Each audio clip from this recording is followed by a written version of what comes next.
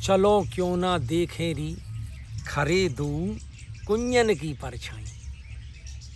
ठाकुर जी और स्वामिनी जी काई कुंज की परछाई में बड़े भारी प्रेम और आनंद ते भरे भये ठाड़े हैं, खड़े हैं। तो गोपी जो है वो प्रिया प्रीतम के ऐसे सौंदर्य और माधुर्य ते भरे हुए स्वरूप को निहारवे के काजे गोपी एक दूसरे से कह रही है कि चलो क्यों ना, यहाँ इतनी देर क्यों लगा रही हो, आप चलो क्यों नहीं। बाकू तो बड़ी बड़ी आतुरता हो रही है, बड़ा भारी वियोग हो रहे हो बाकू, चलो क्यों ना देखे री, चलो जल्दी चलो, क्यों ना चलो तुम देखे री। किन्ने देखें कि खरे दो खड़े, कहाँ खड़े, कुंजन की परछाई, कुंजन की परछाई में खड़े हैं। अब ये आप जो वातावरण देख रहे हो, या में कहीं धूप आ रही है, कहीं छाया आ रही है, इन पेड़न में ते, इन पत्तान में ते छन छन के जो है वो प्रकाश आ रहा है सूर्य की किरणन को।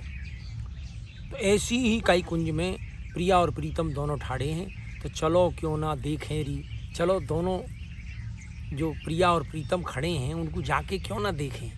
खड़े दो कुंजन की परछाई, दोनों कुंजन की परछाई में खड़े हैं। और कैसे खड़े, एक भुजा गहे डार कदम्ब की, एक भुजा तो उनने कदम्ब की डार में डार रखी है या कदम्ब की डार पकड़ रखी है।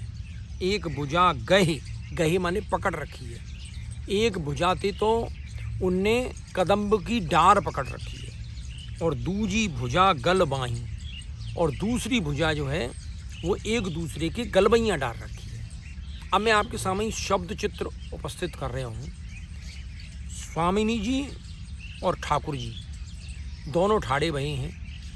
यहाँ ठाकुर जी ठाड़े भये, उनके बामांग में बाईं ओर स्वामिनी जी ठाड़ी भई हैं, और ठाकुर जी ने अपनो बामांग जो है वो स्वामिनी जी के भुजा जो है, अपनी बाईं भुजा वो स्वामिनी जी के कंधा पे या गले में डाल रखी है, और स्वामिनी जी ने अपनी दाहिनी भुजा जो है वो ठाकुर जी के गले में डाल रखी है। तो दोनों की एक एक भुजा एक दूसरे के गले में डली हुई है।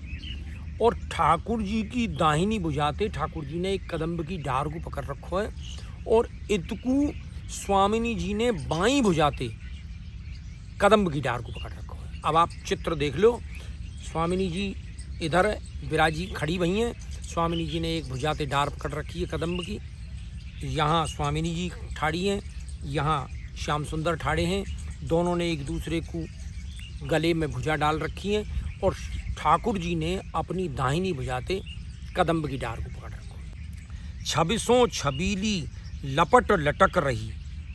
अब देखो हरिदास जी ने कितना सुंदर वर्णन करो यह पद को, अद्भुत है, अप्रतिम है।